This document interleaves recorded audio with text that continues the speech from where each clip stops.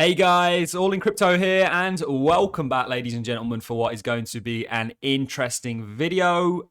Really reporting something that the ECB, the European Central Bank, has published today, talking about the fact that they think Bitcoin is on the road to irrelevance. It's very, very important to watch what central banks are doing because they are the main adversary of Bitcoin.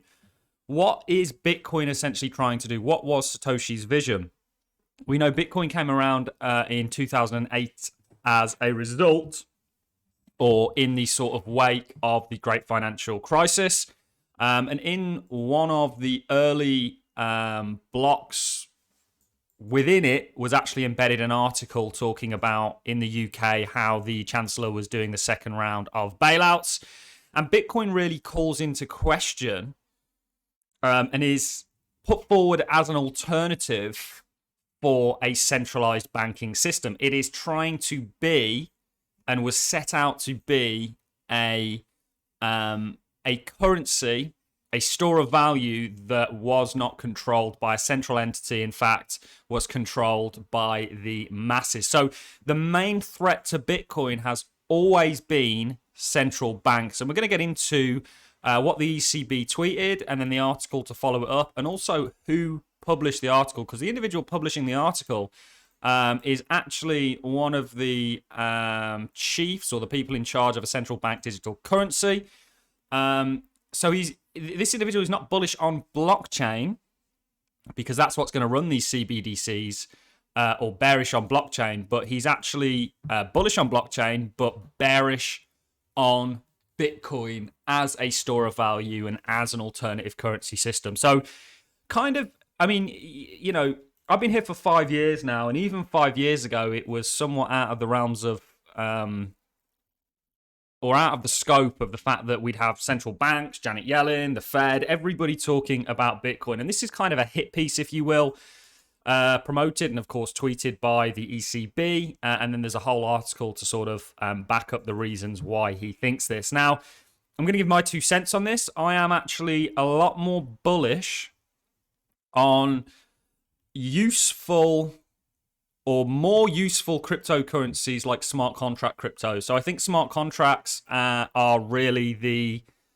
I'm a lot more bullish on smart contracts than I am Bitcoin, and I'm a lot more bullish on blockchains like Ethereum, you know, many of the other layer 1 smart contracts or layer 0 smart contract facilitating or building protocols than I am Bitcoin. And I think this is when I'm structuring my portfolio going into the next bull market, in actual fact, Bitcoin will be rather a small allocation. It's an allocation all the same as I want exposure to it. But I do envision a world where Bitcoin is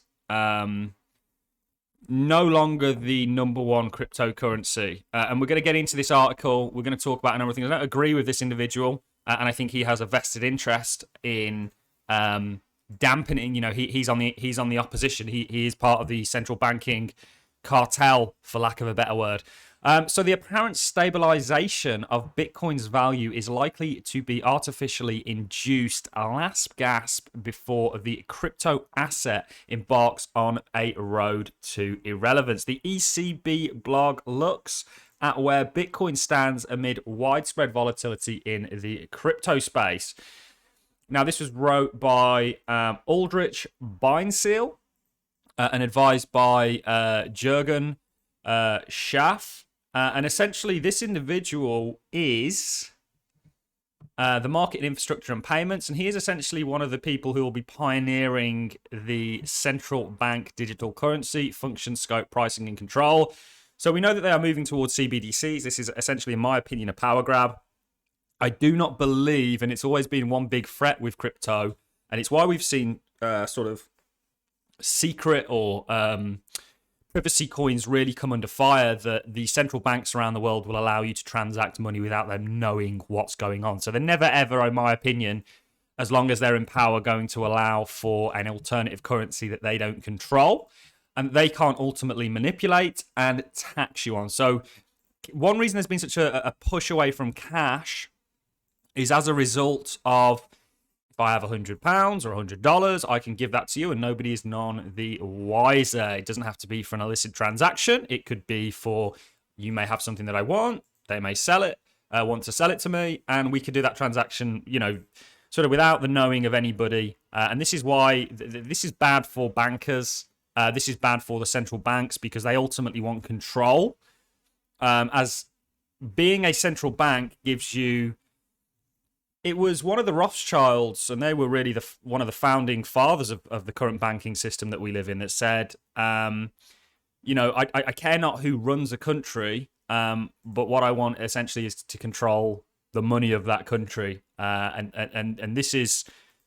We're not going to get down that dark, deep rabbit hole, but it's very much my opinion that central banks are never going to allow you to have your own currency that they don't ultimately control. And I think Bitcoin actually...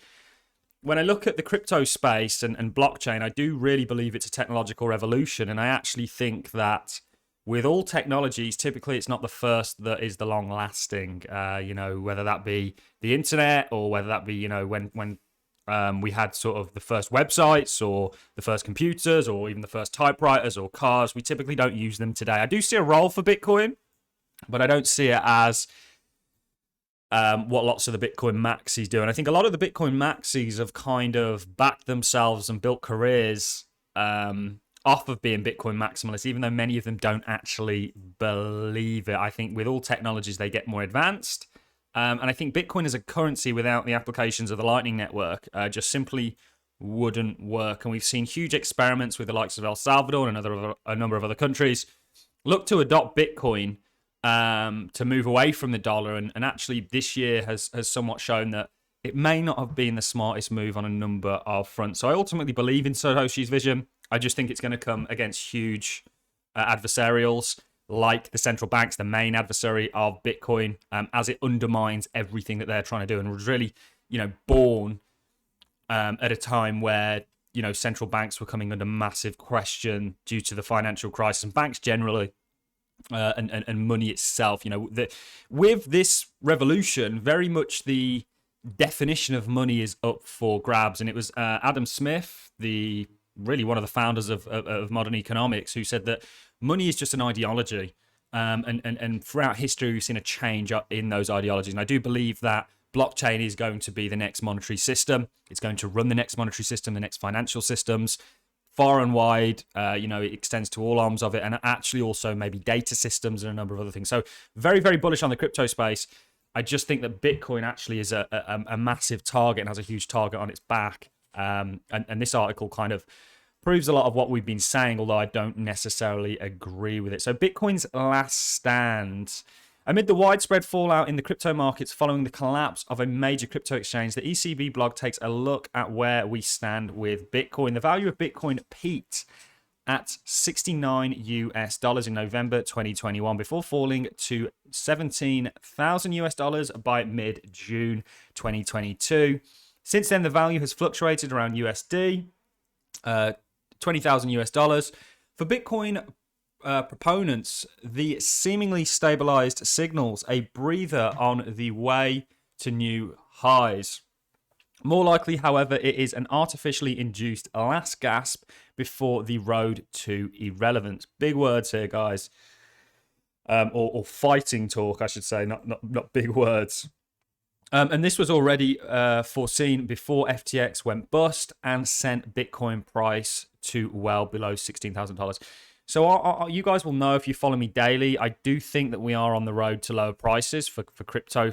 All assets are going to get hit as a result of monetary policy. You know, we speak about this daily, this kind of concept of liquidity, and how with these higher interest rates, the debt markets have a higher yield that needs to be paid. And you know, if you have a pot of liquidity, well, a lot of that liquidity needs to come from the asset class and then go into reservicing that market. We're in this environment where it's very much the opposite of when things are very free flowing and monetary policy is lapse and everything's kind of expanding. We're in this contractually state, essentially. So let's go and read on. Bitcoin is rarely used for legal transactions. So he's propagating, and really what he's hinting at here is we don't know what you're necessarily doing with this Bitcoin. The thing is with Bitcoin is you have a wallet address, so anybody can send anybody something. You can see it all on chain, but we don't know who's getting what. And I think they will look to come or will look to figure a way around this so they can identify people. You know, you might have to register your Bitcoin wallet or whatever it may be. So Bitcoin was created to overcome the existing monetary and financial system. Again, this guy is part of the adversarial, the adversary that Bitcoin is trying to defeat. In 2008, the pseudonymous Satoshi Nakamoto published the concept. Since then, Bitcoin has been marketed as a global decentralized digital currency. However, Bitcoin's conceptual design and technological shortcomings make it questionable as a means of payment. So as it sits, Bitcoin wouldn't work as a means of payment. You know, if you're going to, every time you send a transaction, have to pay £8 or dollars or whatever it is, you know, we know Lightning somewhat solves this, but that is you're kind of moving away from Bitcoin and sort of offshooting it, if you will. So Lightning to me is kind of like having a gold-backed currency. It's a Bitcoin-backed form of transaction. So real Bitcoin transactions are cumbersome, slow, and expensive. That is true. Bitcoin has never been used to any significant extent for illegal real-world transactions. So this is also true. We are very early in the crypto space, guys. I think it's going to get to the tens of trillions. I think the industries that Bitcoin and the crypto space is trying to disrupt are worth hundreds of trillions. And if it captures a small share of them, it's going to do very, very well. Even, you know, speculative from some banks reckon it's going to disrupt, you know, 3 to 4% of this sort of global markets. That would give Bitcoin or the crypto space, sorry, I shouldn't say Bitcoin, you know, to the tens of trillions. And we did a video on Chainlink where we looked at this in a little bit more detail. In the midst of 2010s, the hope that Bitcoin value would inevitably rise to ever greater heights began to dominate the narrative. But Bitcoin is also not sustainable as an investment. It does not generate cash flow like real estate or dividends like equities, cannot be used productively like commodities, or provide social benefits like gold. So I would disagree with this last comment. I think actually I see Bitcoin more as a digital gold than anything. I don't see it necessarily as a currency. I just see it more as a store of value that is outside the controls of the central banks. However, the central banks can somewhat potentially suppress the price through the likes of regulation and stuff like that, which we still ought to get to. And they are going to regulate this space. It is absolutely coming. We're drilling, I would say, not just trialing CBDCs at the moment. It's a very interesting time to be alive, ladies and gentlemen, and this channel will hopefully provide you with some good content to let you guys make your own mind up of what you think is coming down the road. The market valuation of Bitcoin is therefore based purely on speculation. I actually do largely agree with this. What are you evaluating Bitcoin on? The electricity cost? Maybe. But then is that a good thing or a bad thing? And I honestly think that Bitcoin maxis have backed themselves into a corner that they cannot get out of, and they're going to have to go down with this ship. And many of them are willing to go down with the ship. I am not that bullish on Bitcoin. I think Bitcoin can reach 100K in the future. But I think it's really was the introductory to what blockchain actually can become. You know, Bitcoin was, I call it a first generation. You have a second generation like Ethereum, and you have these third generation proof of stake smart contract protocols, or even, you know, potentially fourth generation layer 0 protocols that allow people to build on top of them. And I think this is, I think really this, what I like to think of Ethereum and, you know, ADA and Atom and DART and all these other smart contracts facilitating or building protocols is really, these are going to be the infrastructural frameworks of tomorrow. So this is how big I think this is going to get. But I think, where does Bitcoin fit in with all that? I mean, what can you do with it other than sort of hodl, use it as a maybe for transactions and stuff like that? But I think what happens, and when I look to invest in the crypto space, is I look for things that are useful and going to get real world adoption. Like Chainlink, for example, doesn't just have relevance and is so relevant in the blockchain space, but has a lot of relevance and where it can be applied in the sort of traditional world. So speculative bubbles rely on new money flowing in. Bitcoin has also repeatedly benefited from waves of new investors. The manipulation by individual exchanges or stablecoin providers, etc., during the first wave are well documented, but less so the stabilizing factors after the supposed burst of the bubble is sprung. So I've always said this, and I've got a great video coming out later on today with the market sniper, Francis Hunt, where we actually get into this subject entirely, is the fact that would people be buying Bitcoin and invested and interested in Bitcoin if the price didn't go up? I don't think they would. I think a large part of Bitcoin is or a large appeal of Bitcoin is you can make money off it. It's speculative. It's kind of like an asset and very much moved in tandem with the stock market and all markets and moved in parallel with the money supply and that going up. So I think really we need to. I don't want to be too down on Bitcoin because I think it is one of the most important components of the crypto space. But I think what Bitcoin did was really birth blockchain as an industry. And kind of put the initial concepts down and allow people to go, okay, well, this is amazing technology. It really is a problem solver. Let's now evolve this technology into what potentially I think it's going to become, which is the sort of financial infrastructure of tomorrow. So Bitcoin, big Bitcoin investors have the strongest incentives to keep the euphoria going. He's basically calling out Michael Saylor there. I think the Fed actually have more Bitcoin than Michael Saylor, by the way, guys. For anybody that didn't know that, interesting fact. I do think that when you see Michael Saylor tweet things like Bitcoin is inevitable or Bitcoin is the people or, Bitcoin is truth or all this stuff, he happens to have bet his entire company, which was largely irrelevant until they bought Bitcoin, by the way. Go look at MicroStrategy. It never recovered from the dot-com boom, whereas things like Amazon and many of these other stocks did exceptionally well. So big Bitcoin investors have the strongest incentive to keep the euphoria going. At the end of 2020, isolated companies began to promote Bitcoin at corporate expense. Some ventures capital, VCs, firms are also still investing heavily despite the ongoing crypto winter. VC investments in the crypto and blockchain industry totaled a US dollar value of 17.9 billion as of mid-July. One thing that we're seeing and a trend that we're seeing really persist is what I'm talking about, and that is that people are actually moving away from investing in Bitcoin and investing in useful cryptos. Bitcoin is not useless, but when you look at something like Chainlink, when you look at something like Atom, Polkadot, Ethereum, it has a lot more use cases, and you can actually see this being used in the real world and actually used to onboard a population in the billions of unbanked. So regulations can be misunderstood as approval. Large investors also fund lobbyists who push their case with lawmakers and regulators. In the US alone, the number of crypto lobbyists has almost tripled from 115 in 2018 to 320 in 2021. Their names sometimes read like a who's who of regulators, but lobbying activities need a sounding board to have an impact. Indeed, lawmakers have sometimes facilitated the influx of funds by supporting the supposed merit of Bitcoin and other regulations that gave the impression that crypto assets are just another asset class. So they are on the road to becoming an asset class. We got to $3 trillion and they will become an asset class. And there is value. People say, what's the value of Ethereum then? What's the value of Amazon? Okay.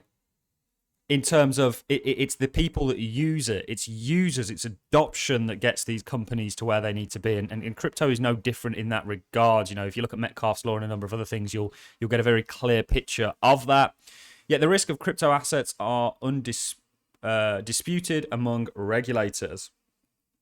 In July, the Financial Stability Board (FSB) called for crypto assets and markets to be subject to effective regulations and supervision.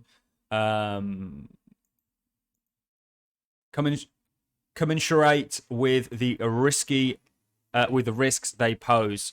Along the doctrine, same risk, same regulations. However, legislation on crypto assets has sometimes been slow to ratify in recent years, and implementation often lags behind. Moreover, the different jurisdictions are not proceeding at the same pace and with the same ambition. So this is what central banks try and do. This is the kind of globalist agenda, in my opinion. They want to bring everybody under one roof. This is why blockchain is going to be used, because it crosses borders very efficiently. This is one thing that this is one merit to the crypto space, is that it's borderless with it in many regards. And we'll read on. We'll get this finished, guys, because there's not a lot left. And then I'll love and leave you and let you guys make up your own opinions. While the EU has argued on comprehensive regulatory package with the Markets in Crypto Asset Regulations, MICA, Congress and the federal authorities in the US have not yet been able to agree on coherent rules. The belief that space must be given an innovation at all costs stubbornly persists. So remember, this guy is totally on the opposite team. If you over-regulate an industry, the innovative nature of crypto is undeniable. And if they over-regulate it, they will kill what is going to be a widely beneficial technology to the world. It's going to make things simply more efficient. That's why it's going to get adopted, because it's far more efficient than a lot of the current systems that we have. Certainly the banking system is a big area of concern in regards to needing innovated. Crypto really does bridge a lot of that. The current regulation of cryptocurrencies is partly shaped by misconception. I would agree, actually, that a lot of the regulators don't have a clue about crypto or Bitcoin. The belief that space must be given to innovation at all costs stubbornly persists. Since Bitcoin is based on new technology, DLT blockchain, and DLT, distributed ledger technology, is something that they're going to continue to bring up. This is how they're going to brand blockchain as distributed ledger technology. It would have a high transformation potential. Firstly, these technologies have so far created limited value for society. It's kind of like saying when there was only a few people using the internet, it's only really creating a limited value. Now look at it, guys. Everybody uses the internet. Everybody uses a PC. Everybody drives a car. Everybody uses a mobile phone, and so on and so forth. Certainly in the Western world, and it's becoming more and more inclusive, and blockchain actually is massively inclusive and bridges that gap between the banked and the unbanked, and the people who have financial services or financial infrastructure and that don't. So massively bullish on crypto, guys. I'm not bearish on the crypto space. Long term, short term, we do think there's more downside. I do see Bitcoin surviving, but in what form, I'm not 100% sure, and this is why our portfolio, when we structure it going into the bull market, actually will be more heavily in what I call useful cryptos. So no matter how great the expectations for the future, secondly, the use of promising technology is not a sufficient condition for a added value of the product based on it. The supposed sanctions and of regulation has also tempted the conventional financial industry to make it easier for customers to access Bitcoin. They absolutely should do that. When we end up in a world where, and we're already there, guys, where banks tell you what you can and can't spend your hard-earned money on. It's bad enough that they tax you and then completely misspend it or sort of manipulate it into their own pockets. But when we are there, like I say, are in a world where the bank's telling you what you can and can't spend your money on, that is cause for concern, and that's more of a dictatorship than anything. And we are, I believe, actually, in the Western world, we're living in a dictatorship that's disguised under the pretext of a democracy. So, where did we get to? Let's move on. It's also worth nothing that the Bitcoin system is an unpresidential polluter. So we're talking about the electricity costs here. First, it consumes energy on a scale of entire economies. So this was actually a point that Michael Saylor used to sort of amplify his bullish case for Bitcoin. I'm kind of like, no. The fact that Bitcoin uses more electricity than a country does not give it that kind of... I don't think that makes it necessarily valuable. I think that kind of detracts from it. And this is why we're seeing most major cryptocurrencies, and proof of work can work, but we're seeing most major cryptocurrencies actually move to proof of stake because it's simply far more energy efficient. And we have blockchains like ALGORAND, for example, that are actually carbon negative or carbon neutral. And this is something that we're going to see more and more of. I mean, Cardano, for example, uses the same amount of electricity to run its entire infrastructure as I think it's like 30 to 60 houses in the US or something along those lines. So Bitcoin mining is estimated to consume electricity per year comparable to Austria. Second, it produces mountains of hardware waste. One Bitcoin transaction consumes hardware comparable to the hardware of 2 smartphones. I didn't know that, but potentially this is true. And how much of a bad guy do you think it's going to be painted as in a time where we're talking about blackouts and we're talking about, this is almost the perfect storm for Bitcoin to really have a target on its back. So the entire Bitcoin system generates as much e-waste as the entire Netherlands. This inefficiency of the system is not a flaw, but a feature. So the proof of work, the hash rate. It is one of the peculiarities to guarantee the integrity of the completely decentralized system. So there is a kickback to this because there are always new innovative ways where you can make a Bitcoin mining plant carbon neutral. You can use waste to actually power those plants and make it neutral in that sort of sense. You can then maybe, these miners generate a lot of heat and you can use this to heat greenhouses and a whole array of things. But as a sort of whole, it's not very economically friendly. And certainly when you have these other blockchains out there that are very economically friendly, in actual fact, some of them carbon neutral, you end up in this sort of weird world, in my opinion. So promoting Bitcoin bears a reputational risk for banks, since Bitcoin appears to be neither suitable as a payment system nor as a form of investment. It should be treated as neither in regulatory terms and thus should be legislated. Similarly, the financial industry should be wary of the long-term damage of promoting Bitcoin investments. Despite short-term profits they could make even without their skin in the game, the negative impact on customer relations and the reputational damage to the entire industry could be enormous once Bitcoin investors have made further losses. So this was, again, I want to make this absolutely abundantly clear, promoted by somebody who is, very high up in the European Central Bank, is all about central bank digital currencies, and will obviously see Bitcoin as the threat that it is. It was really issued as a alternative to the central banking financial system, and that's, of course, a threat to these individuals. So make your own mind up, guys. Again, I just want to say that I'm not necessarily bearish on Bitcoin. I just am trying to work out where its role in everything is. I don't think it's going to be the world reserve currency. And I think that actually, if there was a big enough crash in Bitcoin, nobody would want to touch it. And then maybe it would restart again after it's kind of what we saw here. We saw the halving come around and then everyone was like, okay, let's all get back in. So there's a lot to unpack there. Feel free to replay the video, go to any parts that I've read. I'll leave a link to this article in the description, also the Twitter post from the ECB, and let me know your thoughts, comments, and concerns in the comment section. I'm going to love and leave you on that note, guys. Remember, I am exceptionally bullish. I think, again, blockchain's going to get to the tens, potentially one day hundreds of trillions. Let's focus on the tens first.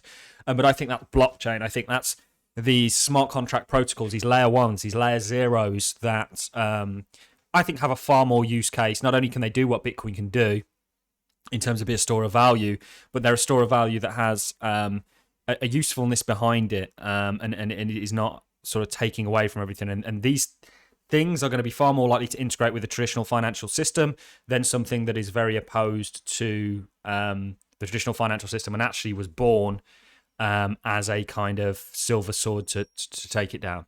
All I've got for you in this video, guys. You enjoyed the content, like, subscribe, appreciate it, comment. Catch you in the next one.